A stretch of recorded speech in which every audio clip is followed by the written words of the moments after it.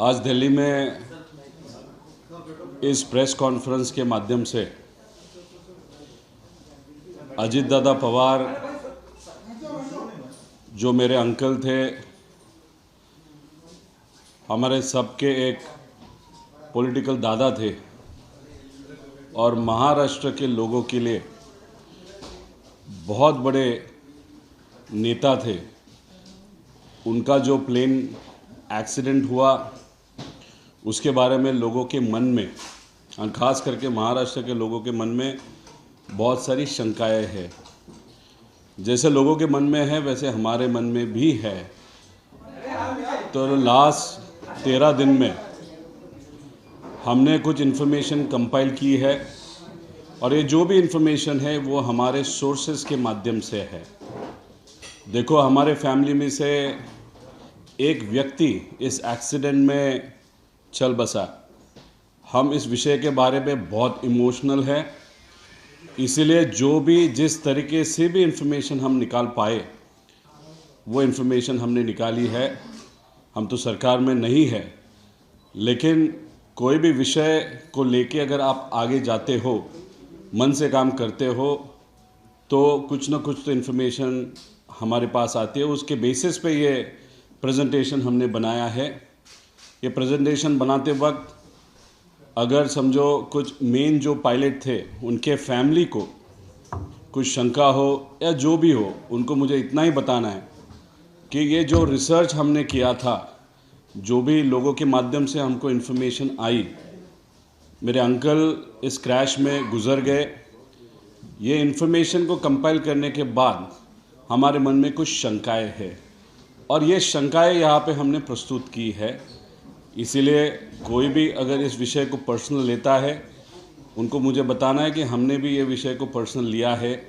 अभी इस प्रेजेंटेशन में अगर आप देखो तो ये बेसिक इन्फॉर्मेशन है, ये आप सबके पास है। मैं क्योंकि कल का जो प्रेजेंटेशन हुआ तो 1 घंटे से आगे गया था, ये प्रेजेंटेशन बहुत जल्दी से जल्दी मैं ख़त्म करके आपके प्रश्नों को मैं वहाँ पे देखूंगा। तो ये बेसिक इन्फॉर्मेशन है। एयरक्राफ्ट का टाइप, कितना किलोमीटर आगे।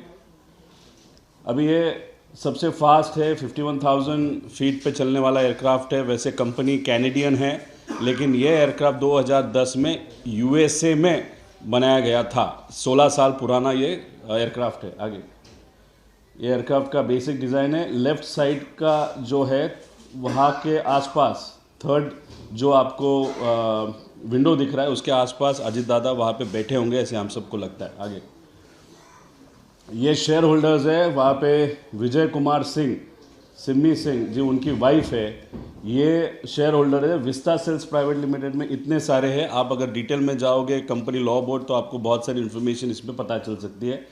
और ये जो रोहित सिंह है जो डायरेक्टर है, वो विजय कुमार सिंह का बेटा है और वो खुद इस VSR कंपनी में एक पायलट है। आगे अभी ये टाइम लाइन है, 7 बजे हमारे इन्फॉर्मेशन के हिसाब से अगर ये देखो तो ये एक ग्रुप का चैट है। आगे जाके मैं इसके बारे में बताऊंगा। 7 बजे से लेके 8-10 तक टेक ऑफ होने तक क्या क्या हुआ था वो विषय आया था। सबसे इम्पोर्टेंट इसमें है मनोज पवार, ये हैंडलर है एरो कंपनी का। महाराष्ट्र में 2 कंपनियां हैं, साई और एरो, जिनको काम दिया गया है to coordinate and book the aircraft, of which Manoj Pawar is most probably the handler of Aero Company। उन्होंने captain checking visibility at Baramati 7 बजे की 3 मिनट, ऑल ओके सर, मतलब विजिबिलिटी इज ओके, ऐसे उन्होंने ग्रुप पे वहाँ पे भेजा। जिस ग्रुप में अजीत दादा के सब PA है, उसमें जो डायरेक्टर है हमारे एविएशन के महाराष्ट्र के गवर्नमेंट के अधिकारी, वो भी उसमें ग्रुप में है। महाराष्ट्र का जो ऑफिशियल पायलट है प्लेन का, हेलीकॉप्टर का, वो भी इस ग्रुप में है। इसलिए ये जो ग्रुप है बहुत इंपॉर्टेंट है। ये टेक्निकल इंफॉर्मेशन मनोज पवार ने भेजी थी, visibility at Baramati is okay. आगे फिर उसके बाद अगर आप देखो ये टाइमलाइन है जहाँ पे 756 एयरक्राफ्ट का कांटेक्ट हुआ था Mumbai airport radar, take off 8:10। फिर ये पूरा फ्लाइट प्लान है और 8:43, 8:45 अनफॉर्चुनेट वो टाइम है जहाँ पे वो एक्सीडेंट हुआ था। अगर ये जो सॉफ्टवेयर है अगर आप पायलट हो या you are owner of aircraft या उस सेक्टर में काम करने वाले व्यक्ति हो, तो आपको ये एक्सेस मिलता है, ये सॉफ्टवेयर का, ये ऐप का। उसमें आप सब इन्फॉर्मेशन निकाल सकते हो। 16 साल पुराना एयरक्राफ्ट है, कहाँ पे बना था, और उसके पहले जैसे कि यहाँ पे ये 2 दिन कंटिन्यूसली सूरत आ जा करा था, मुंबई वगैरह, तो ये इन्फॉर्मेशन सब यहाँ पे आपको मिलती है। आगे अभी ये जो विजय कुमार सिंह है उसका स्टेटमेंट था that the aircraft was well maintained, pilot were experience, accident likely occurred due to visibility issue. ये इनका स्टेटमेंट है। ये स्टेटमेंट ही कुछ गलत है और विजिबिलिटी के बारे में मैं आपको बताता हूँ। आगे अभी ये लोकल व्यक्ति है जो बता रही है मराठी में कि जो विमान का साउंड है, एक गांव है, गांव के ऊपर से रोज एयरक्राफ्ट वहाँ पे ट्रेनिंग के जाते हैं, या नया कोई भी एयरक्राफ्ट आता है तो ऊपर से जाता है, तो लोगों को मालूम है। उनका कहना है इस स्टेटमेंट के माध्यम से जो प्लेन दादा को लेके घूम रहा था, बिकॉज उन्होंने एक राउंड अबाउट भी लिया था, तो उसका आवाज़ बहुत अलग था, गलत था, और वो एयरक्राफ्ट बहुत लो था यूजुअल टाइम के हिसाब से। आगे ये एयरक्राफ्ट का वीडियो है जो आप सब ने देखा होगा। ये चल रहा है, ये स्टॉल हुआ, उसके बाद 9 से 11 सेकेंड में वहाँ पे एयरक्राफ्ट क्रैश हुआ। जो आपको पाठक को पायलट है उनका एक स्टेटमेंट सुना होगा, ओ शिट ओ शिट। वो शायद जब स्टॉल हुआ था एयरक्राफ्ट, उनको कुछ पता चला होगा, या स्टॉलिंग मैन्युअल भी हो सकता है सर्किट ब्रेकर के माध्यम से।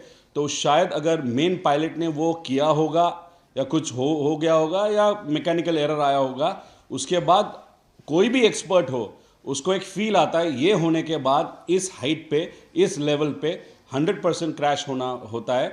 तो कोई भी नॉर्मल व्यक्ति जो अपने जान की परवाह करता है, उसका एक रिएक्शन होता है। वो रिएक्शन पाठक मैम का था, को पायलट का, जहाँ पे उन्होंने ओ शिट करके 9 से 10 सेकेंड में वो एयरक्राफ्ट क्रैश हुआ था। हमारा ऑब्जेक्शन पाठक जो को पायलट है उन पे नहीं है।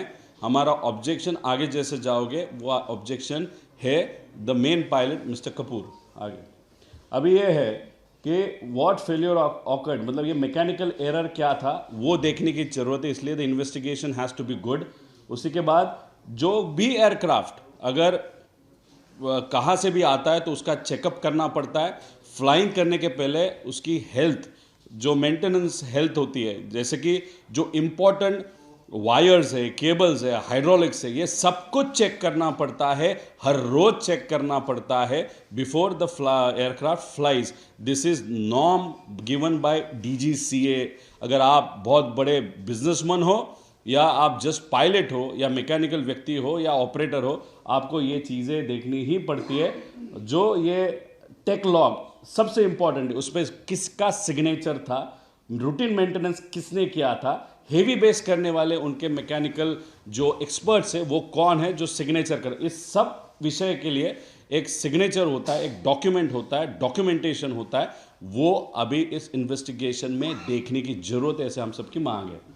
अभी ये है 2023 में 14 सितंबर 2003 में ये जो एक्सीडेंट हुआ था मुंबई में, उसका एक फुटेज है।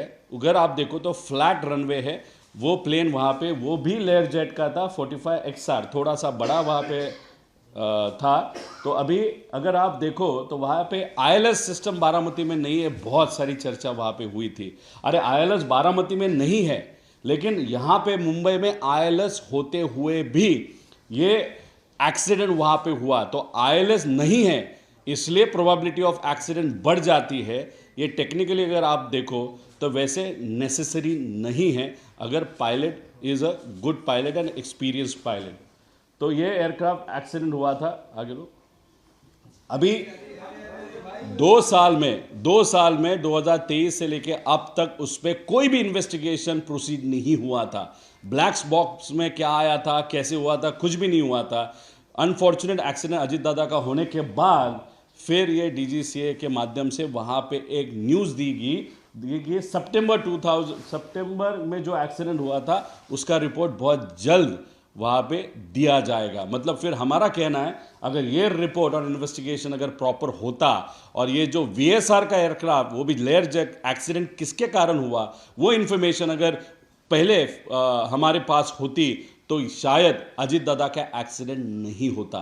देखो, हम अजीत दादा हमारे में नहीं है, वो तो मुद्दा हम ले ही रहे, उसके बारे में इमोशनल है ही, लेकिन आज भी अगर आप देखो तो हमारे सीएम हो, हमारे मंत्री हो, हमारे नेता है, या कुछ दिन पहले हमको पता चला था सचिन तेंदुलकर जी दिल्ली आए थे, उन्होंने भी वीएसआर का एयरक्राफ्ट वहाँ पे इस्तेमाल किया था।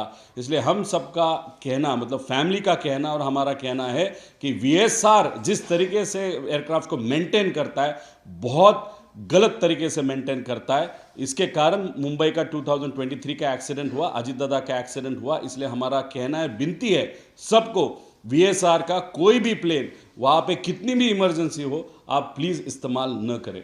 तो ये रिपोर्ट आता तो हमारे दादा आज रहते, ऐसे हम सबको लगता है।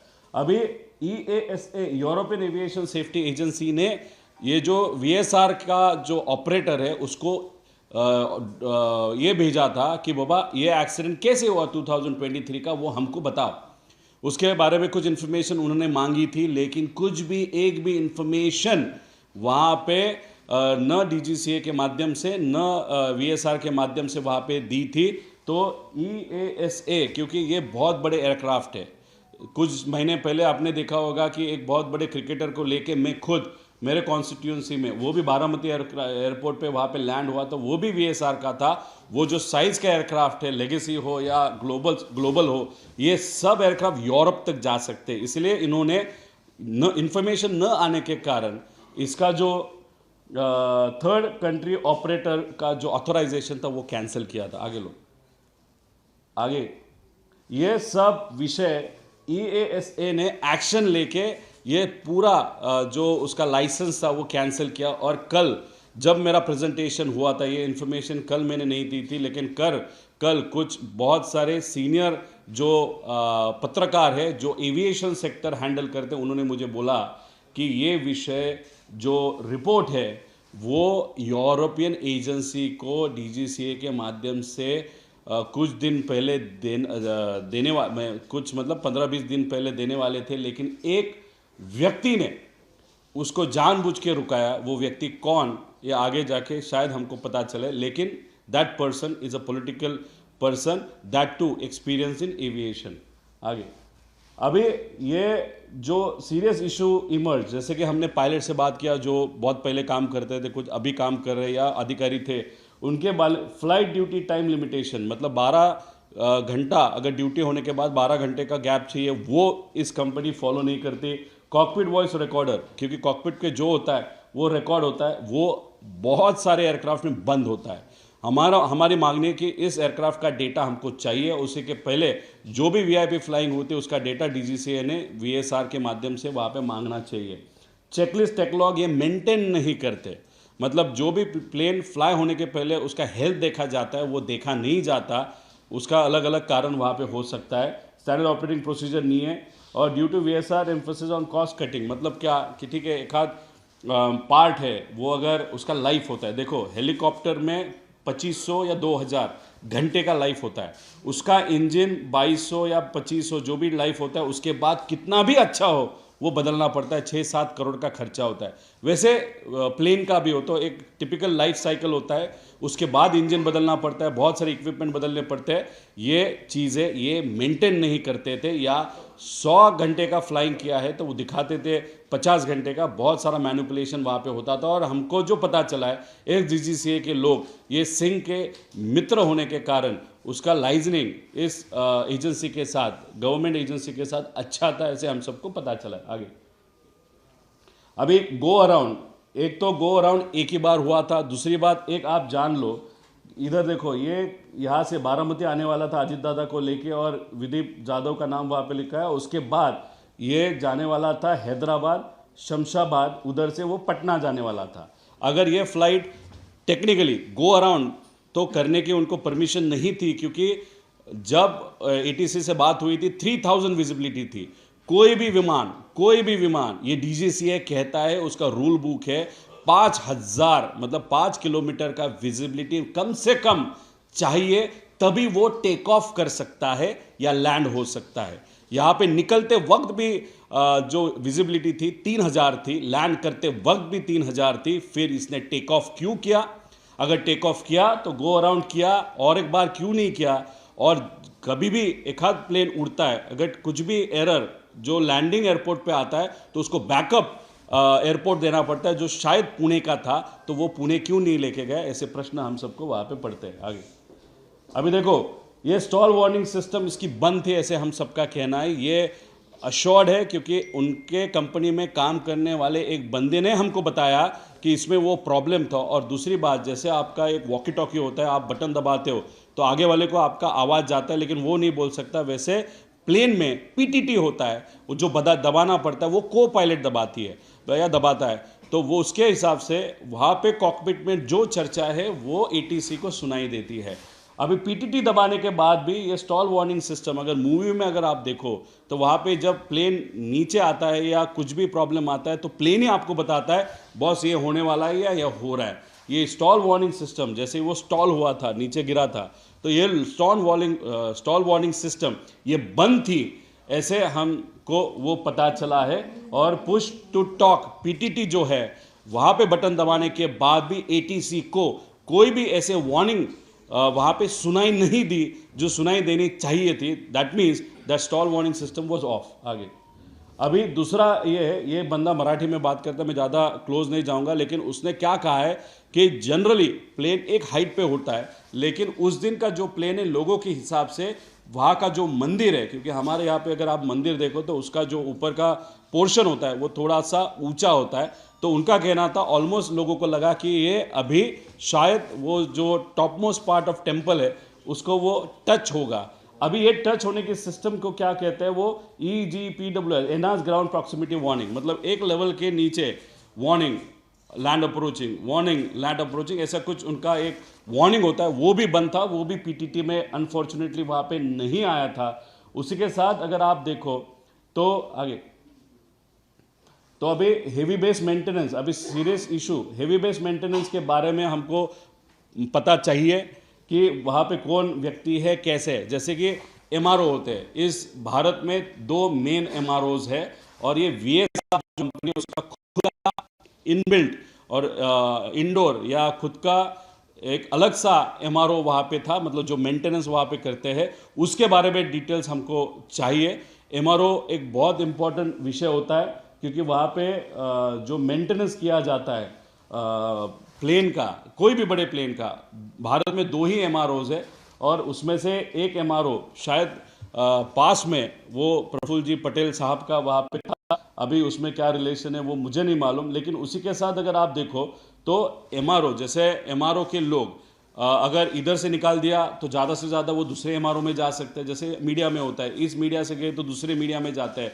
तो ये जो वीएसआर का जो एमआरओ था या मेंटेनेंस का हब था, वहाँ पे कौन कौन काम कर रहा था, उसके पहले वो कहाँ पे काम कर रहे थे, ये इन्वेस्टिगेशन प्रॉपरली वहाँ पे होना चाहिए, ऐसे हम सबकी वहाँ पे मांग है।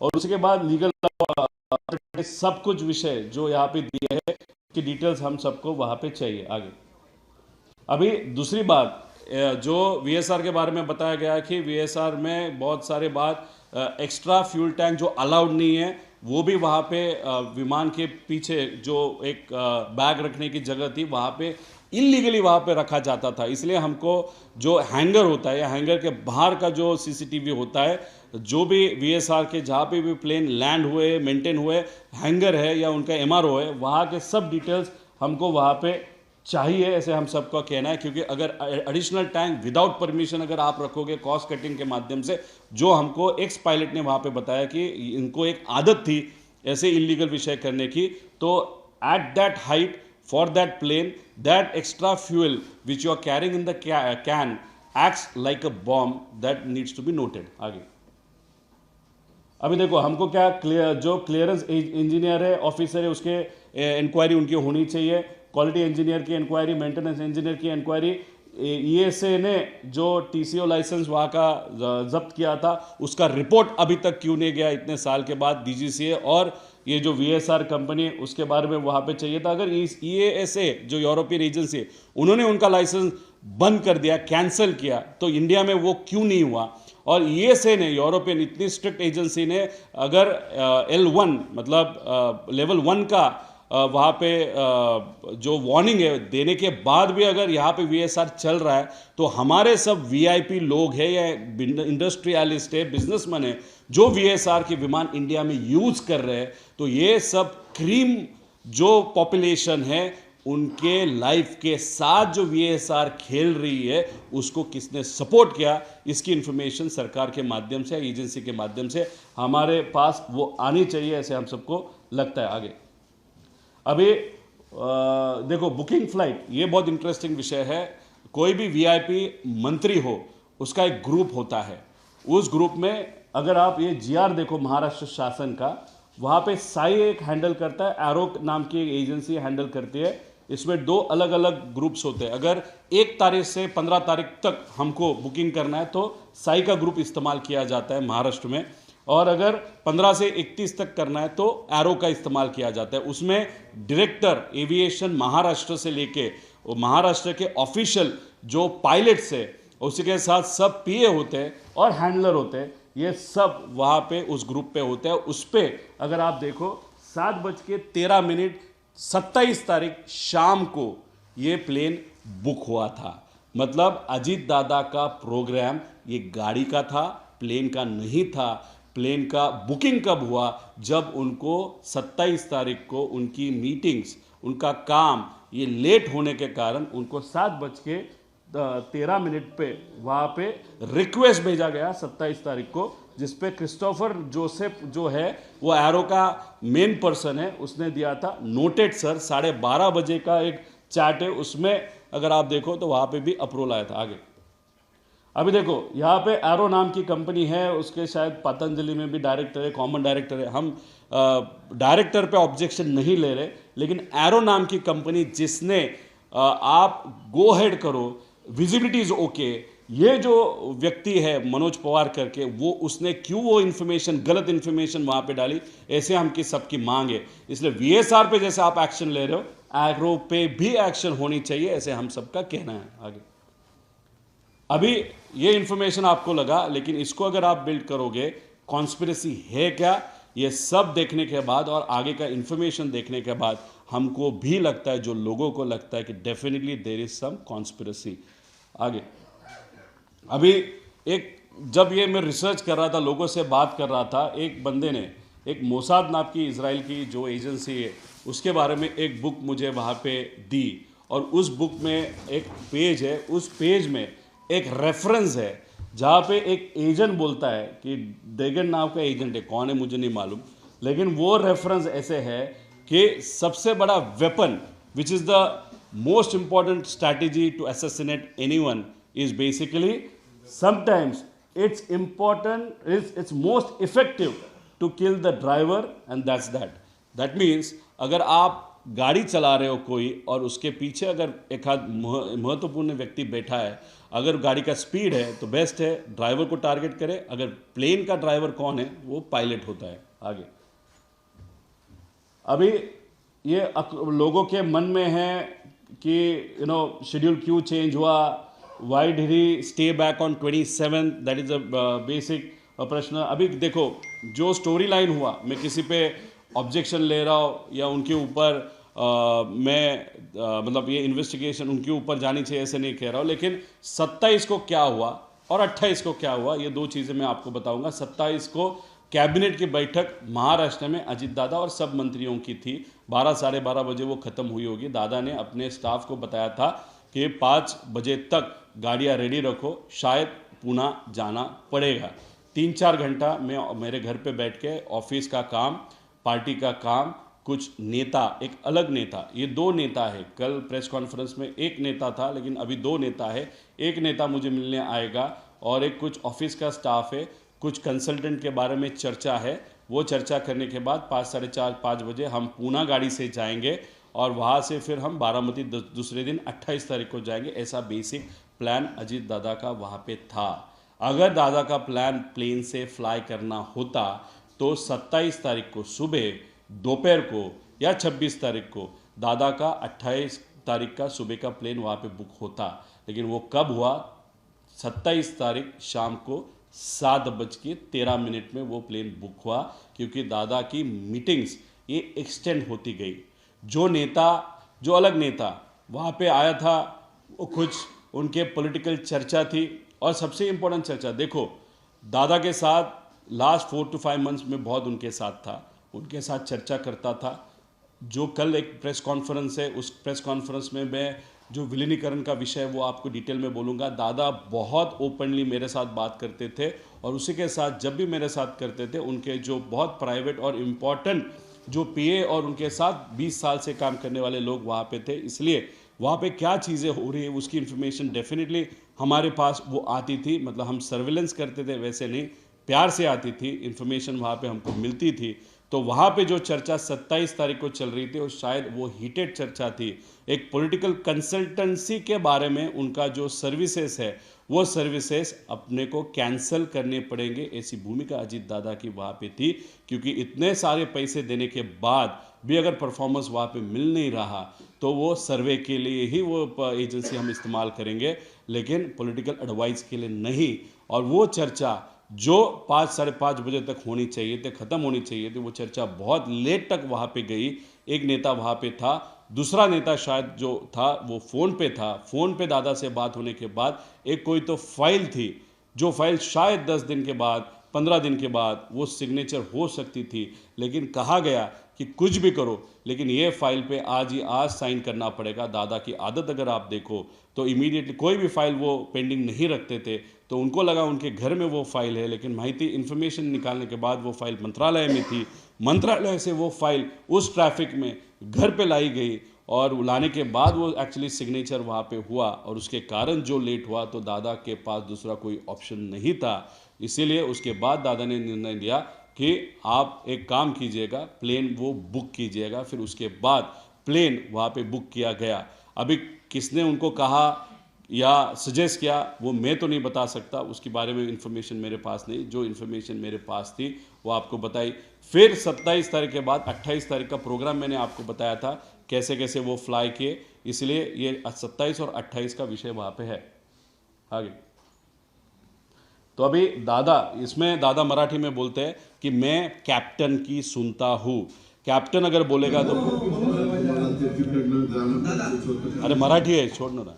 दादा ने वहाँ पे बोला है कि दादा ने वहाँ पे बोला मैं कैप्टन की सुनता हूँ, कैप्टन जो बोलता है वो मैं करता हूँ। और हमने खुद के आंखों से देखा था, दादा एक डबल इंजन हेलीकॉप्टर से जब ट्रैवल कर रहे थे मुंबई से लेके पुणे तक, लोनावला में वहाँ पे फॉग सिचुएशन हर वक्त रहती है, बहुत बार होती है। तो दादा ने वो हेलीकॉप्टर टर्न करने बोला था, वापस वो गाड़ी से वहाँ पे आए थे। दादा कभी भी प्लेन के साथ या हेलीकॉप्टर के साथ रिस्क नहीं लेते थे। जो भी कैप्टन बोलता है वो सुना जाता है। अगर आप वो ग्रुप के बारे में देखो, वो ग्रुप पब्लिक है, ग्रुप का भी इन्वेस्टिगेशन करना है तो करना चाहिए वो ग्रुप। और दूसरा ग्रुप में आगे जाके आपके बोलने वाला हो, तो उसमें वो जो हैंडलर है मनोज करके, उसने कहा था कैप्टन से मेरी बात हो गई है, द वेदर इज ओके। उसके बाद दादा वहाँ घर से निकले, and then unfortunately this accident has happened. तो यहाँ पे दादा बोल रहे हैं कि मैं कैप्टन की सुनता हूँ, कभी भी वहाँ पे रिस्क नहीं लेता, जैसे वो बोलते हैं वैसे मैं करता हूँ। आगे क्योंकि बहुत सारे लोग बोलेंगे दादा ने प्रेशराइज किया, दादा कभी भी फ्लाइट वाले को या पायलट को या कैप्टन को प्रेशराइज नहीं करते थे। अब ये टोटल शेड्यूल है, यहाँ पे अगर आप देखो तो कैप्टन मदन और कैप्टन यश ये शायद पहले अलोकेट किए थे इस प्लेन को, और फिर आगे जाओ, फिर वो बदले गए कैप्टन कपूर और कैप्टन पाठक। अभी उसमें क्या बताया गया कि जो पहले वाले कैप्टन थे वो ट्रैफिक में वहाँ पे अटक गए थे, इसके कारण। अभी सुबह 6:30 बजे कहाँ पे ट्रैफिक बम्बई में आया, तो सीसीटीवी देख लो क्यों है। उनकी वाइफ जो है, मतलब कैप्टन मदन, उनके वाइफ ने एक ट्वीट किया था, मेरे हस्बैंड को कुछ नहीं हुआ, प्लीज़ आप कंडोलेंसेस मैसेजेस हमको मत भेजो। मतलब वहाँ पे लोगों को भी लगा, चर्चा भी हुई थी कि शायद कैप्टन मदन ही है, लेकिन कैप्टन मदन नहीं थे, कैप्टन कपूर थे और पाठक वहाँ पे थे। आगे देखो, Manoj Pawar, good morning, all crew reach airport 7 बजे। अभी 7 बजे जो क्रू है नया वाला वो पहुँचा था, तो किसने बताया कि जो पहला वाला क्रू था वो ट्रैफिक में अटका है? तो 7 बजे तो पहुंचे, दादा 8 बजे वहां पे पहुंचे। तो why this all communication and miscommunication is happening through VSR, ऐसा हम सबका प्रश्न है। और वो जो भी है ट्रैफिक वगैरह, उसकी डिटेल्स हमको चाहिए, CDR हमको चाहिए। आगे लो, ये हमारे है सब ट्रैफिक, CCTV कैमरा चाहिए, CDR चाहिए। अगर वो अटके थे तो इमीडिएटली इमरजेंसी बेसिस पे को पायलट पाठक और द मेन कैप्टन कपूर वो कहाँ से आए थे। और ऐसी भी चर्चा है शायद कपूर के एक दोस्त के माध्यम से कि वो हांगकांग गया था, हांगकांग से आया था। वो हांगकांग से अगर आया था, कब आया था, कैसे आया था, उसके पहले कौन सी फ्लाइट्स उसने की थी, ये सब इन्फॉर्मेशन हम सबको चाहिए। इसके लिए ये जो स्पीड है इन्वेस्टिगेशन का बहुत स्लो है, इसलिए सरकार को, केंद्र और राज्य सरकार को हम विनती करते हैं इसमें डिटेल में जाने की ज़रूरत है और जल्द से जल्द इसका इन्वेस्टिगेशन होने की ज़रूरत है। आगे देखो, अभी ये कैप्टन सुमित कपूर, इसका 2010 में दारू पी के वो टेस्टिंग, ये कमर्शियल पायलट था पहले, मतलब बड़ी बड़े एयरक्राफ्ट हैंडल करता था, वहाँ पे वो पकड़ा गया। उसके बाद वापस अगर आप देखो तो 17 में पकड़ा गया। उसके बाद उसका 3 साल के लिए उनका जो लाइसेंस था फ्लाइंग वो स्थगित किया गया था। फिर उसके बाद अगर आप देखो तो हमने जो सुना है, उसके जो पास वाले लोग थे, US को कभी भी कोई भी प्लेन जब आप उड़ाते हो, नया प्लेन अगर आपको चलाना है, जैसे सब अगर लेयर जेट में चलाते हो और ग्लोबस मुझे चलाना है तो ग्लोबल के ट्रेनिंग के लिए मुझे जाना पड़ता है। ऐसे लेयर जेट के ट्रेनिंग के लिए US, क्योंकि ये फैक्ट्री US में, कनाडा की कंपनी लेकिन US में फैक्ट्री, तो US गए तो हमने जो सुना है कि वहाँ पे इन्होंने इतनी दारू पी थी कि वो लेयर जेट की जो फैक्ट्री है बम्बार्डियर, वहाँ पे ट्रेनिंग के लिए भी US में होते हुए भी जा नहीं सके। ऐसी इन्फॉर्मेशन हमको मिली है, इसका सोर्स देखने की ज़रूरत है, लेकिन जो हमारे पास आया वो आप सबको बताया गया। उसी के साथ ये जो एक महाराष्ट्र के BJP के सीनियर लीडर है, उनका एयरक्राफ्ट नांदेड़ जा रहा था कुछ महीने पहले, दिन पहले, उस टाइम कपूर ही थे। जिस तरीके का लैंडिंग वहाँ पे हुआ था, शायद इन मंत्री ने वहाँ पे कपूर के खिलाफ VSR को कंप्लेन किए, वो भी हमको देखने की वहाँ पे जरूरत है। तो हमारा सबका कहना है, इतना अगर बैकग्राउंड खराब है तो VIP फ्लाइंग के लिए कोई भी क्रिकेटर हो, बिजनेसमैन हो, अजीत दादा जैसा नेता, उद्धव ठाकरे साहब हो, CM हो, CM का भी उन्होंने फ्लाइंग किया है, DCM का, दूसरे DCM का फ्लाइंग एकनाथ शिंदे जी का किया है। तो ऐसे बैकग्राउंड वाले व्यक्ति को इतने बड़े VIP का फ्लाइंग क्यों दिया गया, ऐसा हम सबका कहना है। आगे अभी देखो, ड्रंक पायलट, ये जो है ये इंटरनल जो VSR है उनका एक ग्रुप है, उस ग्रुप की चैट हमारे पास जो आई है, कैसे आई, क्या आई, उसके बारे में नहीं बताऊंगा, लेकिन जो भी है वो है। अगर देखो तो कैप्टन सिंह खुद बोलता है कि बॉस एक फ्लाइंग हमारा कैंसिल हुआ है क्योंकि एक बंदा पायलट बैडली ड्रंक वहां पे था। फिर वो सिगरेट वगैरह के बारे में बोलते। और नीचे देखो, मे आई रिक्वेस्ट और roast what ever my dearest colleagues, captain Sunny का नाम लिया है, कैप्टन रंधवा जी को जो भी है, और एक स्टार मार्क करके वहां पे लिखा है कैप्टन सुमित द ग्रेट। जब भी दारू के बारे में चर्चा हो और कोई भी गलत चीज, द ग्रेट कब लिखा जाता है, जब एक आधा व्यक्ति रेगुलर ऑफेंडर है, तब द ग्रेट वहां पे लिखा जाता है। और नीचे कैप्टन रोहित, अभी ये रोहित डायरेक्टर है, अगर रोहित सिंह है डायरेक्टर, अगर दारू पीता है और उसका जो मेन बॉस है वो उसको टारगेट करता है, तो डायरेक्टर ही अगर दारू पी के वहां पे पार्टी कर रहा है तो फिर कोई भी पायलट कर सकता है, क्योंकि पायलट का कॉन्फिडेंस बढ़ सकता है। जो ये गेस्ट हाउस है, उस गेस्ट हाउस के CCTV फुटेज हम सबको चाहिए, इसे हम सबकी मांग है। आगे अभी देखो, दूसरे company owner send this message, और एक ग्रुप है, वहां पे क्या दिखा गया है कि यहाँ पे कैप्टन सिंह बोल रहे हैं, ये जो भी है, लेट मी नो, हाँ ये देखो, you will please you be sober, do not do evening stunts, let me know, मतलब किसको, कैप्टन सुमित भाई, मतलब कपूर। फिर कपूर ने नीचे लिखा है कॉपीड सर। अगर उन्होंने गलत एलिगेशन किया होगा कि तू दारू नहीं पीता, तू ये मतलब दारू पीता है, अगर ये दारू नहीं पीता होगा तो बोलेगा sir I don't drink, but वहां पे ये जो विषय लिखा था उसने सुमित ने रिप्लाई, कपूर ने जो रिप्लाई किया कॉपीड सर, मतलब he knew he was at fault many a times. आगे ब्रेथ एनालिजर का रिपोर्ट चाहिए, अभी जो हमको पता चला उसका फोटो भी निकलता है, उसका CCTV फुटेज भी हमको चाहिए। आगे अभी देखो, PIB ने जो रिपोर्ट किया था, DGCA ने जो बताया उसके हिसाब से रिपोर्ट किया था, टाइम किया था 8:18 पे। ये जो प्लेन है बारामती ATC के कांटेक्ट में आया था, लेकिन ATC का ट्रांसक्रिप्ट अगर देखो, वहाँ पे हमारे स्टैम्प ट्रांसक्रिप्ट हमारे पास है टाइमिंग है 8:19। लोग बोलेंगे 1 मिनट का क्या फ़र्क पड़ता है, ये इतना फास्ट एयरक्राफ्ट है, 1 मिनट में 15 किलोमीटर ट्रैवल करता है। 1 मिनट का 1 सेकेंड का भी इम्पैक्ट होता है। स्टॉल होने के बाद 9 सेकेंड में प्लेन वहाँ पे क्रैश हुआ था, 9 सेकेंड में ये चीज़ें हो सकती है। इसलिए 1 मिनट का फ़र्क, ये जो पीआईबी को डीजीसीए ने इंफॉर्मेशन जो दी उसमें और जो ट्रांसक्रिप्ट हमारे पास है उसमें फ़र्क क्यों है, ऐसे हम सबका कहना है। आगे अगर उसी के साथ अगर देखो 8:44 में वो क्रैश हुआ था, इसके वो अंदाज है। लेकिन अगर 8:44 पे जो पाठक को पायलट है उनका कहना है ओ शिट।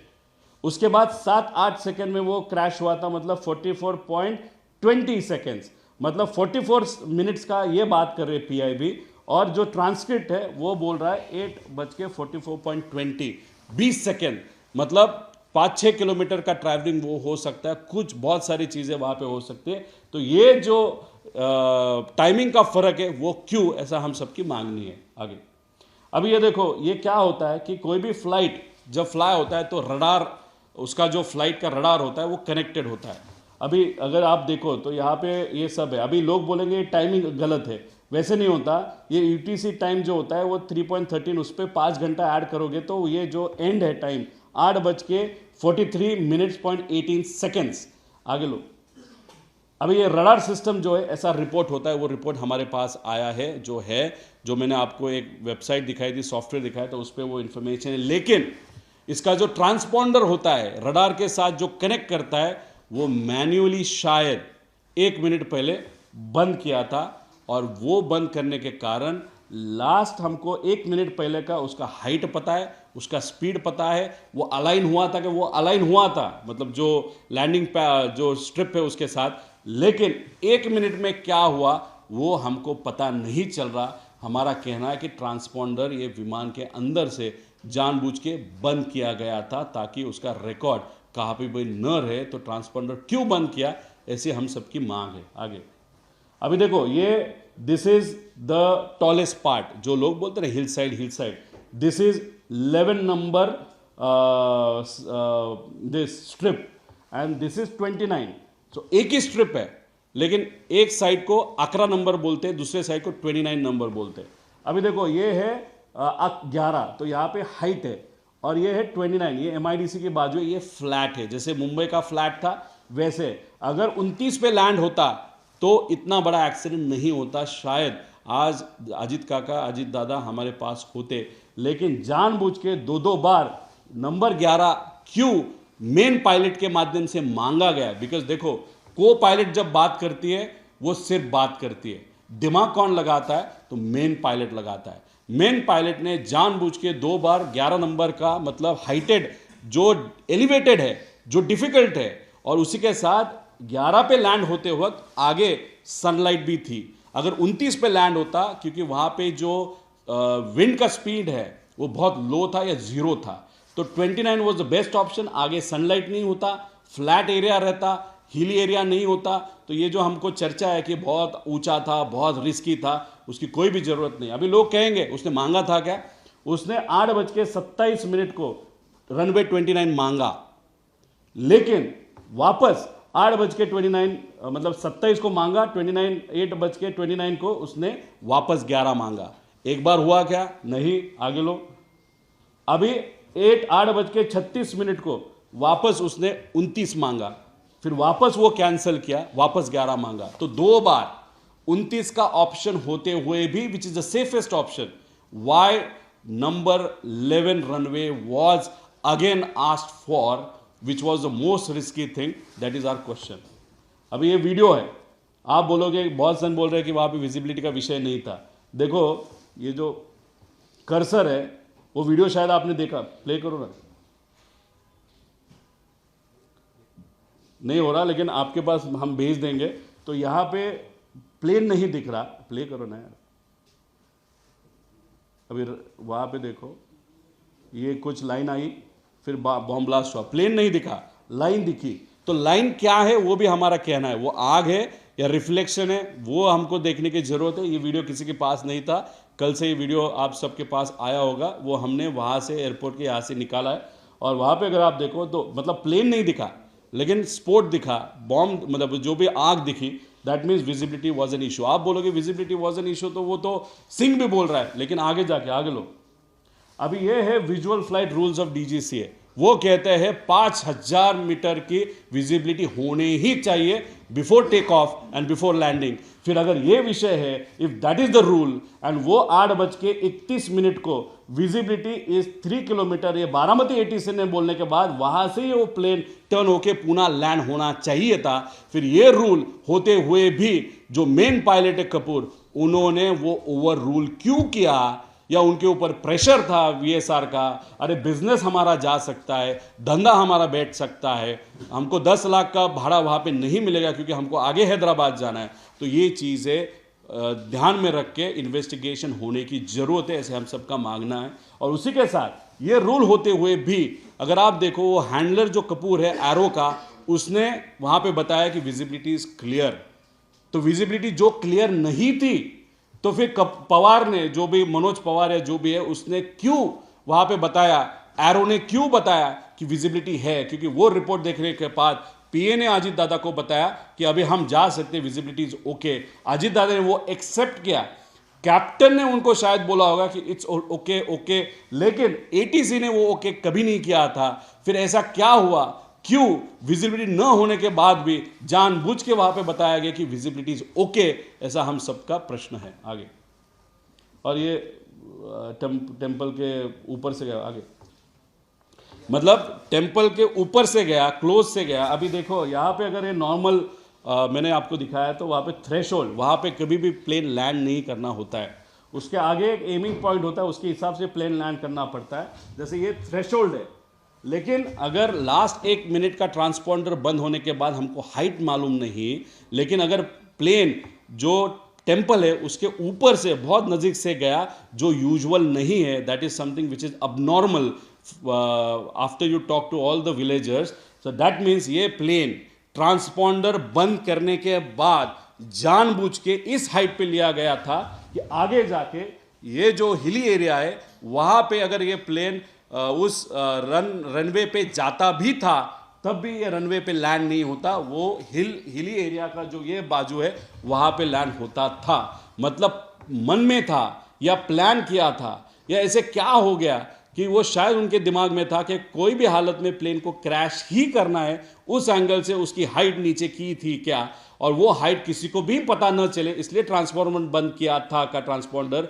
फिर ऐसा हुआ क्या कि को पायलट पाठक जब उनको दिखा कि ये कुछ तो गलत हो रहा है, उनके माध्यम से फिर बचाने की कोशिश, फिर उसके बाद वो स्टॉल हुआ क्या, मतलब लेफ्ट को गया था क्या, मतलब को पायलट पाठक की कोई भी गलती नहीं है, ऐसे हम सबका कहना है।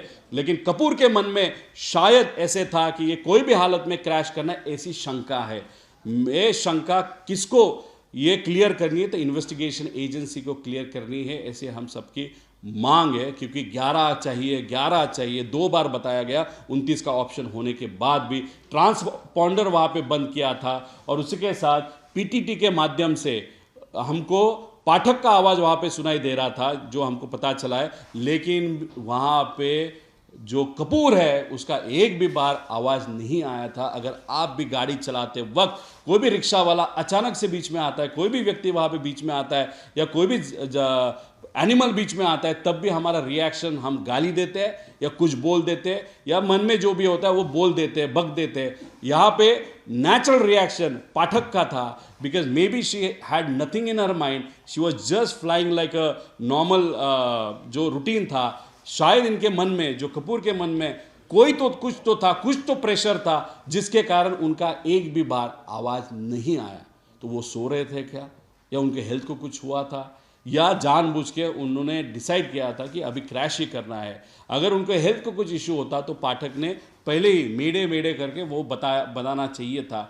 लेकिन मेडे जो टेक्निकल वर्ड है वो इस्तेमाल इसलिए क्यों नहीं हुआ, क्योंकि अचानक से वो जो मेन पायलट है उसके माध्यम से कुछ हुआ होगा, जो पाठक को पता चला होगा कि ये अभी हाथ से हमारे गए, तो इसलिए उनका normal natural reaction as a normal human being वो था। That means Pathak may not be involved in this particular accident, but Mr. Kapoor could be involved in this particular accident. This is what we feel. आगे ये है दादा का tour क्यों change हुआ, aircraft का टाइमिंग क्यों चेंज हुआ, पायलट क्यों चेंज हुए, उसी के साथ डिस्पेरेंसीज जो सेंट्रल रिपोर्ट है और एटीसी की ट्रांसक्रिप्ट है उस पर डिस्पेरेंसी क्यों आई, लैंडिंग क्यों किया गया, टेक ऑफ क्यों किया गया अगर वहाँ पे विजिबिलिटी नहीं थी, और उसी के पास 11 नंबर का रनवे क्यों मांगा गया, जो बाकी टेक्निकल डिटेल जो हमने मांगे थे कि वॉइस रिकॉर्डिंग वगैरह है क्या, ब्लैक बॉक्स के बारे में भी हमारी मांगनी कि ब्लैक बॉक्स जब भी उसका रिपोर्ट आएगा तब उस रिपोर्ट जब भी वो प्रस्तुत किया जाएगा फैमिली मेंबर और दूसरे लोगों को भी उसमें इन्वॉल्व होना चाहिए, ऐसे आप सबकी मांगनी है। और ये पायलट कुछ भी बात नहीं कर रहे थे, ये भी हमारा सबका कहना है, ये जो लोअर एल्टीट्यूड जो नीचे आया गया वो ट्रांसपॉन्डर बंद किया गया, ऐसे बहुत सारे विषय आ गए। तो ऐसे बहुत सारे हैं। दूसरी फॉरेंसिक टीम जो वहाँ पे आई थी वो शाम को आई थी, इतना बड़ा नेता वहाँ पे एक्सीडेंट हुआ है तो फॉरेंसिक टीम, जैसे हम पूना से अगर बारामती रीच होना है तो हमको 2 घंटा लगता है, लेकिन हम इतना इमोशनल थे कि ड्राइवर को बताने के बाद हम 1 घंटा में पूना से वहाँ पे जो हॉस्पिटल में वहाँ पे पहुँचे थे 1 घंटे में। तो ये तो अर्जेंसी, ठीक है, हम प्यार करते थे, वो हमारे अंकल थे, हमारे नेता थे, इसलिए हम पहुँच गए। तो आप 3 घंटे में पहुँचो, शाम को पहुँचने की क्या ज़रूरत थी। और दूसरी बात जो लोगों के मन में, शायद मैं कल भूल गया था बोलने में, जो डॉक्टर से हम बात कर रहे थे, दादा की जो बॉडी थी वो स्वेल हुई थी। मैंने पूछा ये आग जब हम एक्सपीरियंस करते तो स्वेल होती है क्या, उन्होंने कहा हाँ स्वेल बॉडी होती है, लेकिन अजीत दादा की बॉडी ये अब नॉर्मली ज़्यादा स्वेल हुई थी। वो क्यों हुई थी वो भी देखने की वहाँ पे ज़रूरत है। उसके साथ वो कंपनी VSR जो भी व्यक्ति है उस पर वहाँ पे गुना दाखिल होना चाहिए, जो भी मालिक है, और उसके जो भी टेक्निकल स्टाफ से लेकर सबका इंक्वायरी होना चाहिए। जो लोग उनको छोड़ के गए उनका भी इंक्वायरी, लेकिन अच्छी तरीके से, to know whatever the faults of VSR। और VSR का बिजनेस अभी से अभी आज के बाद बंद होना चाहिए, क्योंकि ये रिस्क है ऑल VIPs के लिए, क्योंकि ये बंदा कभी भी वहाँ पे मेंटेन नहीं करता, ये कॉस्ट कटिंग वहाँ पे करता है। उसी के साथ ये जो AAIB जो ये है DGCA का, वो प्रॉपरली वहाँ पे, मतलब ये गवर्नमेंट का एजेंसी है तो डाउट बहुत सारे होते हैं, लोगों का कहना है इनके माध्यम से करो। महाराष्ट्र सरकार ने CID, मतलब CID सबसे बड़ी महाराष्ट्र की एजेंसी है, हम धन्यवाद करते हैं CM साहब का कि उन्होंने वो एक्सेप्ट करके CID को दिया, लेकिन CID को टेक्निकल चीज़ें नहीं पता चलने वाली, तो उनको जो एडिशनल हेल्प चाहिए वो सेंट्रल एजेंसी से मिल सकता है, CBI से मिल सकता है। CID तो चाहिए, सेंट्रल एजेंसी भी अगर CBI जैसी वहाँ पे इन्वॉल्व हो तो वो चाहिए। लेकिन हमारी मांग ऐसी है, आगे लो, यहाँ पे नेशनल ट्रांसपोर्टेशन सेफ्टी बोर्ड, ये जो US का है, क्योंकि ये प्लेन US में बना था, कैनेडियन कंपनी लेकिन US में बना था, तो वो एजेंसी को आप ला सकते हो। फ्रांस की जो एजेंसी है उसको भी आप इन्वॉल्व कर सकते हो, जो सिविल एविएशन सेफ्टी फ्रांस। उसी के साथ यूके भी AAIB एजेंसी है, वो भी, इसमें से 2 एजेंसी कंपल्सरीली CID के साथ, CBI के साथ, DGCA के साथ, ये तीनों में से 2 कंपनी इन्वॉल्व होनी चाहिए, ऐसी मांग वहाँ पे फैमिली और लोगों के तरफ से वहाँ पे मैं यहाँ पे कर रहा हूँ। आगे अभी ये जो है, वो जो भी इंफॉर्मेशन हमारे पास आई उस इंफॉर्मेशन के माध्यम से वहाँ पे हमने ये प्रस्तुत की। उसी के साथ आज दिल्ली आने का कारण, कल दोपहर शाम को सुप्रिया ताई जो हमारी आंट है, वो MP है, हमारे पक्ष के नेता है, उन्होंने अमित जी शाह साहब का टाइम मेरे बिहाफ वहाँ पे मांगा है। 4-5 बजे तक हम यहाँ पे वेट करेंगे, तब तक हमको लगा कि आपसे हम बात करें। उसी के साथ अमित शाह भाई के साथ अगर चर्चा हुई तो हम रिक्वेस्ट करेंगे उनको कि इन्वेस्टिगेशन ये प्रॉपर होना चाहिए। हम कोई भी पॉलिटिकल पार्टी या सरकार पे वहाँ पे ऑब्जेक्शन नहीं ले रहे, हम इसको अपॉलिटिकली वहाँ पे देख रहे हैं। लेकिन यहाँ पे अगर कोई भी मुझे पूछता है कि कुछ कॉन्स्पिरेसी है क्या, तो 100% कॉन्स्पिरेसी है। तो जब भी बड़े नेताओं के, सरकार में जो नेता है, अमित शाह जी हो या एविएशन मिनिस्टर हो, जिन्होंने दोनों को हमने रिक्वेस्ट वहाँ पे मीटिंग के लिए वहाँ पे की है, DGCA के जो डायरेक्टर है उनको भी हमने रिक्वेस्ट की है। इन सबको हमारा कहना होगा कि ये जो इन्वेस्टिगेशन टीम है, स्टेट की CID, देश की CBI, DGCA और बाहर के 2 बड़े एजेंसी, उनका एक टीम बनाओ। उस फैमिली मेम्बर से जो लोग हैं, जैसे कि अजीत दादा के बेटे हो या काकी हो, उसी के साथ हमारे जैसे लोग हो, उनके पक्ष के कुछ एमएलएज हो, एमपीज हो, ऐसी एक अगर टीम आप बना सकते हो तो ये इन्वेस्टिगेशन बहुत इम्पॉर्टेंट है। इससे दादा तो वापस आने नहीं वाले, लेकिन हमारे सबके मन में जो शंका है वो शंका पूर्ण होना, उसको आंसर मिलना बहुत इम्पॉर्टेंट है।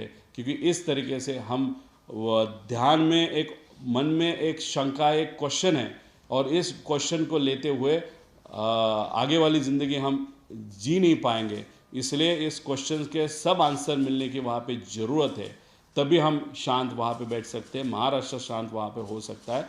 और उसका सबसे बेस्ट माध्यम है ये हमारी जो मांग है, उस मांग के हिसाब से वहाँ पे इन्वेस्टिगेशन होने की ज़रूरत है।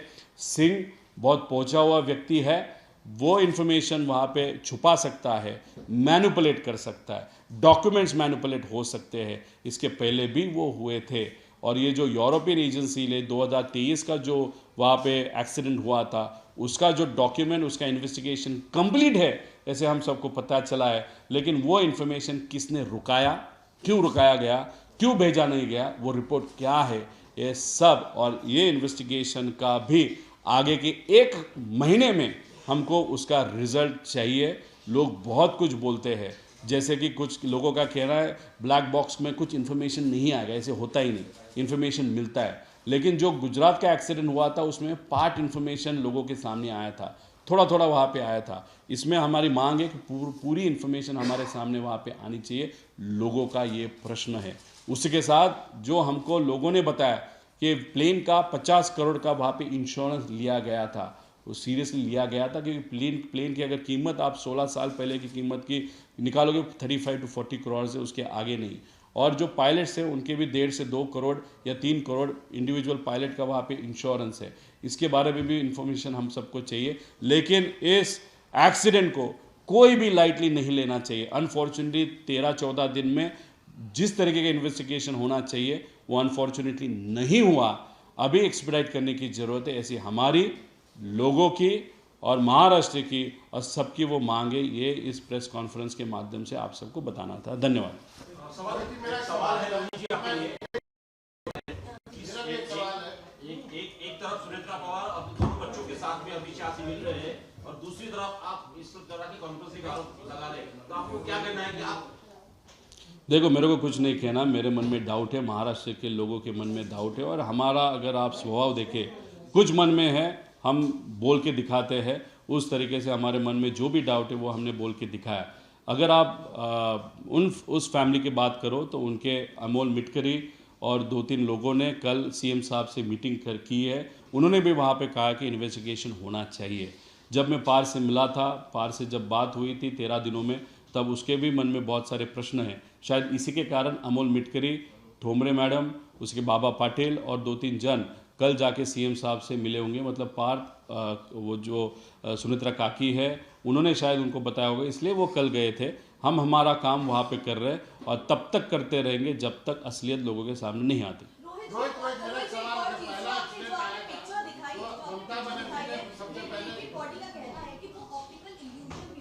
कौन सा? जो आपने आखिरी पिक्चर दिखाई है रनवे 11 की, जो एज है, जो टेबल टॉप है, और उसके बगल में जो आपकी नजर आ रही है डीजीसी ये वाली पिक्चर। हाँ, डीजीसी ने इस पिक्चर को लेकर के कहना था कि ऊपर से जो विजिबिलिटी लो होती है तब यूजुअली पायलट को ऑप्टिकल इल्यूजन लगता है। आप कह रहे कॉन्स्पिरेसी थ्योरी है, लेकिन हो सकता है कि एक्सीडेंट। डीजीसी ने बताया ना, उनका ही रूल बताया ना, 5000 मीटर के पहले लैंड करना ही नहीं है, टेक ऑफ नहीं करना। फिर क्यों टेक ऑफ हुआ वो क्वेश्चन आप नहीं पूछ रहे हो डीजीसीए को, या डीजीसीए उसके बारे में नहीं बता रही।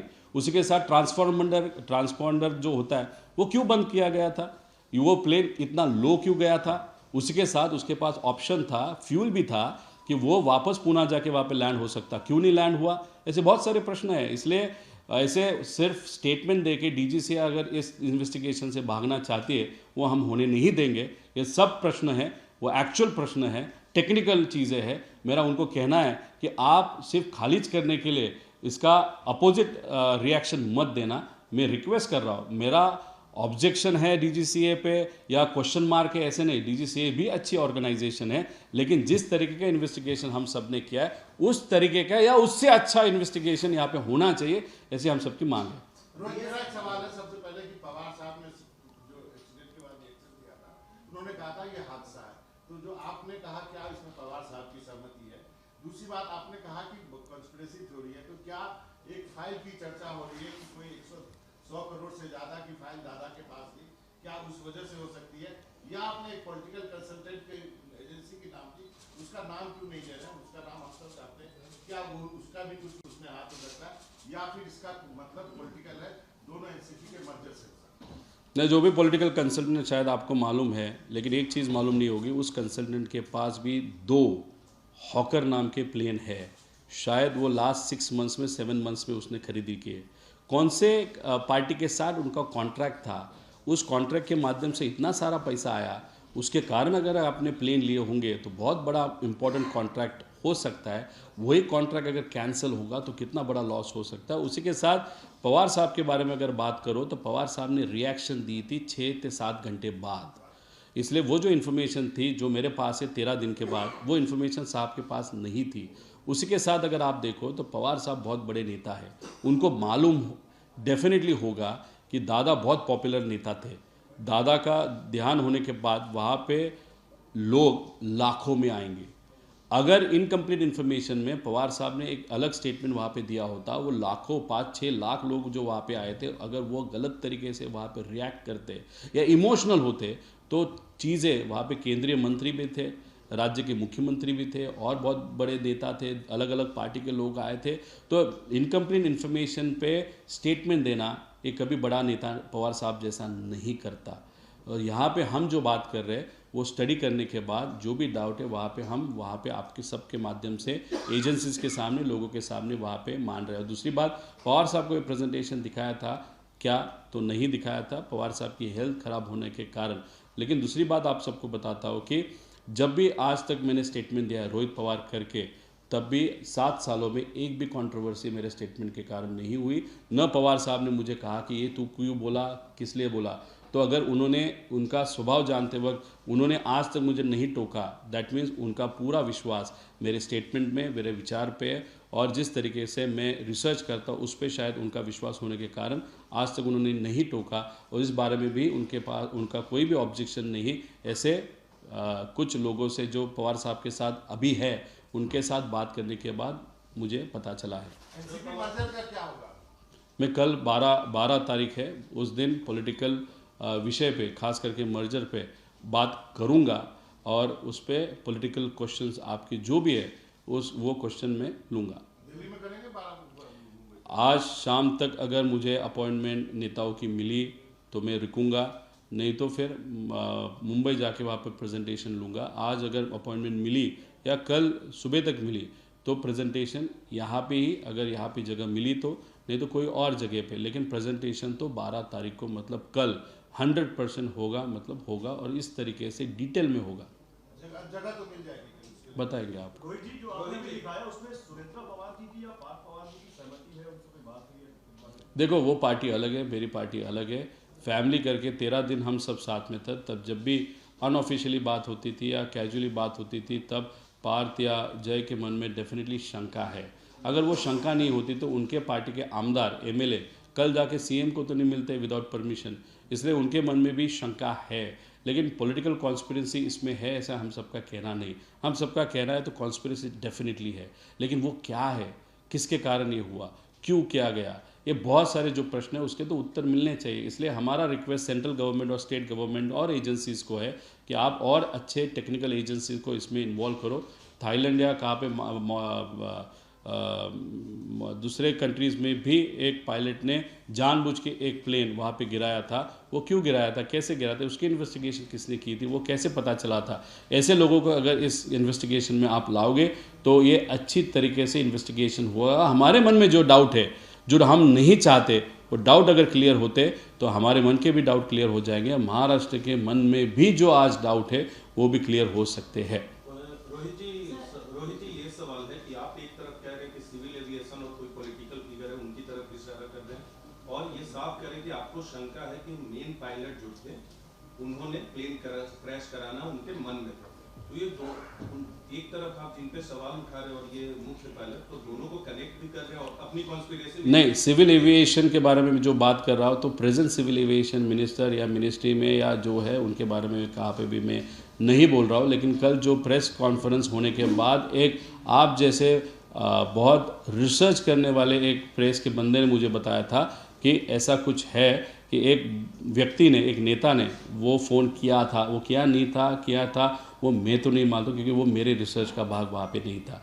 इसलिए मैं जो यहाँ पे बोल रहा हूँ ये कोई भी, please note, this is not, I am not hinting towards a political conspiracy, but what I am saying is कि there is definitely something wrong which has happened and due to which my uncle has lost his life. एक second part था इसका, आपने कई तकनीकी सवाल उठाए, जो मूल सवाल है आपके 4 या 5 या जितने भी आप बता सकते हैं, दोहरा सकते हैं, जो मूल सवाल है आप इस पूरे मामले में चाहते हैं, क्योंकि बहुत सारे ये देखो VSR ये जो कंपनी है वो गलत तरीके से प्लेन का मेंटेनेंस करती थी, शॉर्टकट्स करती थी, कॉस्ट कटिंग करती थी, उसके कारण भी ये एक्सीडेंट हुआ होगा, उसके पहले वाला भी एक्सीडेंट ये हुआ होगा। दूसरा जो यूरोपियन एजेंसी का इन्वेस्टिगेशन है उसका रिपोर्ट अभी तक क्यों नहीं गया? अगर वो DGCA को मालूम था, DGCA ने फिर ये प्लेन्स VIP ट्रांसपोर्ट के लिए आज तक लास्ट 2 साल में क्यों इस्तेमाल करने दे, ऐसा सेकंड क्वेश्चन है। दूसरा जो डाउट हमने मेन पायलट कपूर पे लिया है उसके बारे में प्रॉपर इन्वेस्टिगेशन होने की ज़रूरत है। उनका मेंटल स्टेट क्या था, दारू क्यों पीते थे, बहुत बार दारू इतनी सारी पीते थे, वो डिप्रेशन में थे क्या, ऐसे बहुत सारे प्रश्न हैं। और दूसरी बात, एक्सटर्नल प्रेशर के कारण कि फाइनेंशियल कुछ गेन होगा या कुछ होगा, उसके कारण उन पे ऊपर किसी ने प्रेशर डाला होगा और वो प्रेशर डालने के बाद उन्होंने वो एक्सीडेंट किया क्या, ऐसा डाउट है। आई am not saying he has done that, but ये डाउट है, वो क्लियर होने की वहाँ पे ज़रूरत है। और सबसे इम्पॉर्टेंट बात, इन्वेस्टिगेशन करते वक्त ये प्रॉपरली इन्वेस्टिगेशन टेक्निकल बेसिस पे होने की ज़रूरत है, जैसे हम सबकी मांग है। और दूसरी बात, जो भी हमने व्हाट्सएप ग्रुप के जिक्र यहाँ पे किया है, जैसे इंटरनल जो VSR कंपनी का जो ग्रुप है व्हाट्सएप का, उसका प्रॉपर थोरो इन्वेस्टिगेशन होने की ज़रूरत है। वो अभी शायद डिलीट करेंगे सब चैट्स, लेकिन व्हाट्सएप के सब चैट्स हम एक्सट्रैक्ट कर सकते हैं, वो इन्फॉर्मेशन लेने की ज़रूरत। उसी के साथ जो एरो नाम की कंपनी है उनका जो चैट हुआ था उस चैट को भी प्रॉपरली इन्वेस्टिगेशन करने की ज़रूरत है। जो हैंडलर है उस हैंडलर ने वहाँ पे क्यों बताया कि weather is okay to fly, उसी के साथ 5000 का विजिबिलिटी न होने के बाद भी टेक ऑफ क्यों हुआ, वो पहला प्रश्न है, और लैंड क्यों किया गया वो दूसरा प्रश्न है। There was a report you said that was supposed to be submitted, but it was stalled by an individual who was very much experienced in aviation, and you mentioned that he also has good political experience as well. What kind of report was it, and what was the association of this? That report was about this European agency who asked VSR and DGCA about the accident which happened in 2023. That report was not sent deliberately. That is what I understand from a press person who happened to be an expert in aviation, and yesterday that person told me this, gave me this information. This information needs to be cross-checked, but my request is 2 years have happened after that accident, but till today no investigation report has come out. अगर वो investigation report 6 महीने में आता तो उसके बाद वो report के बाद इसके डिस्पेरेंसीज हमको पता चलते और नेग्लिजेंस पता चलते, वो इम्प्रूवमेंट अगर होता तो अजीत दादा का एक्सीडेंट नहीं होता। इसलिए जो भी delay in reporting is also considered to be a negligence, and उस नेग्लिजेंस के कारण यह एक्सीडेंट हुआ, ऐसे भी हम कह सकते हैं। ये कौन लोग हैं जो VSR को इतना सपोर्ट करें? जैसे आपने 2023 के हादसे का जिक्र किया, आपने गलत जानकारी देने के बाद, तो क्या लगता है आपको कौन लोग हैं जो जिनकी मिलीभगत से? इसलिए तो हम रिक्वेस्ट कर रहे हैं कि इन्वेस्टिगेशन होने की ज़रूरत है। कौन व्यक्ति है जो VSR कंपनी को सपोर्ट कर रहा है? इतना बड़ा हादसा 2023 में होने के बाद यूरोपियन एजेंसी ने उनको वहाँ पे उनका लाइसेंस कैंसिल करने के बाद भी इंडिया के बहुत सारे VIPs अलग अलग क्षेत्र के, पॉलिटिकल से लेके स्पोर्ट्स से लेके सिनेमा तक, उनको ये VSR का जो फ्लाइट है या प्लेन है वो इस्तेमाल करने की वहाँ पे परमिशन दी थी। उसी के साथ ये 27 प्लेन्स है, 27 प्लेन VSR का जो है उनके मालिकी का नहीं है। उसके बहुत सारे ऐसे इन्वेस्टर्स हैं, वो अलग अलग लोग हैं, इंडस्ट्रियलिस्ट है या कोई और है, उनके भी प्लेन ये मैनेज करते थे, दिखाते थे कि ये खुद के प्लेन है, ये प्लेन किसके हैं, कौन से हैं, ये जो 27 कंपनियां हैं वो किसकी कंपनियां हैं, इसमें डिटेल में जाने की ज़रूरत है। एरो नाम की जो कंपनी है वो भी कंपनी किसकी है, वो भी डिटेल में जाने की वहाँ पे ज़रूरत है। अगर पैसा कमाने के लिए इतना बड़ा नेग्लिजेंस वहाँ पे किया जाता है या दोस्त की कंपनी को सपोर्ट करने के लिए इतना बड़ा नेग्लिजेंस किया जाता है, तो आगे जाके सेंट्रल गवर्नमेंट के मिनिस्टर्स भी ये VSR का प्लेन इस्तेमाल कर रहे हैं, इस्तेमाल कर रहे हैं, एक्टर से लेके लीडर्स तक। तो ये बहुत बड़ी गलती, जो भी व्यक्ति ने इसको सपोर्ट किया वो गलती की है। इसमें अनफॉर्चुनेटली मेरे अंकल का डेथ वहाँ पे हुआ है। मेरा रिक्वेस्ट यही है कि VSR को आज के आज वहाँ पे बंद किया जाएगा, आरओ को आज के आज बंद किया जाएगा, क्योंकि हम पवार फैमिली को जो नुकसान वहाँ पे हुआ है, महाराष्ट्र को नुकसान हुआ है, वो कोई भी नेता जो पावर में है या नहीं है उनको, या जो भी अलग सेलिब्रिटी उनको, उनके फैमिली को ये तकलीफ न हो, इसके कारण ये हम विनती करते हैं। Mr. Rohit, there are two aspects. One, that this could be an accident, and one, another conspiracy theory which you are suggesting. One, no, none of the aircraft is allowed to fly without the airworthiness. This particular Learjet was airworthy. Second, it was not carrying fuel tank. It had fuel, but the fuel that the aircraft could carry because of the emergency situation. We spoke about visibility. जब कहीं visibility का issue होता है, roundabout होता है, emergency landing होती है, तो extra fuel होता है. Regulatory body और AAIB की prelim report जो अभी तैयार हो रही है, उसमें एक mention कि भाई वहाँ पर fuel उतना ही था एयरक्राफ्ट में जितना वो कैरी कर सकता है। प्लेन में MEL नहीं था। MEL मतलब ऐसी कोई इशू नहीं थी टेक्निकल जिसकी वजह से मेंटेनेंस इशू था। ऐसा भी तो हो सकता है कि VSR की जो खुद मेंटेनेंस के इशूज है उनके फॉल्ट में से एक्सीडेंटली हुआ हो, लेकिन आप कॉन्स्पिरेसी थ्योरी पर कह रहे हैं जिसकी एविडेंस नहीं। मैम, अगर आपको DGCA ने इतनी सारी इन्फॉर्मेशन बताई है तो नहीं, ठीक है, तो उनको मुझे कहना है कि जो भी रिसर्च आज तक आपके पास आया वो आप लोगों के पास लेके आओ ना। और दूसरी बात, एयर वर्दी प्लेन है, प्लेन दिखाते वक्त एयर वर्दी था, तो उसमें से कुछ इक्विपमेंट अगर निकाल के दूसरे प्लेन को लगाए होंगे ड्यूरिंग द रूटीन मेंटेनेंस, वो आपको मालूम है या DGCA को मालूम है? किसने चेक किया? वहाँ पे बहुत सारी बात, लेयर जेट के उनके पास 7 प्लेन्स है, तो ये प्लेन का कुछ चीज़ दूसरे जगह पे ये लगा सकते हैं अगर आपका क्लाउड वहाँ पे DGCA में है, जो VSR कंपनी का है, because it is the largest private plane management company in India. तो इसलिए आप एयरवर्दी है मतलब ख़त्म हो गया ऐसे मत समझो। आज एयरवर्दी दिख रहा है, वो सिर्फ स्टैम्प करने के लिए, बाद में जाके कुछ भी हो सकता है, इसलिए हमने वो टेक्निकल रिपोर्ट्स वहाँ पे मांगे हैं। इसलिए ये एक्सीडेंट को सिर्फ हम एक राजनीति में एक व्यक्ति है और हम प्रेजेंट कर रहे हैं, इसलिए हम राजनीति इसमें कर रहे हैं। उसके कारण इसका काउंटर करने के लिए अगर गलत तरीके से विषय को कोई भी एजेंसी वहाँ पे दिखा रही है, मैं उनको विनती करना चाहता हूँ, हम हमारे फैमिली में जो लॉस हो उसके बारे में तो हम डिटेल में मांग ही रहे, लेकिन दूसरे किसी का लॉस ना हो, ये भी एक रीज़न है ये प्रेजेंटेशन या ये प्रेस कॉन्फ्रेंस का।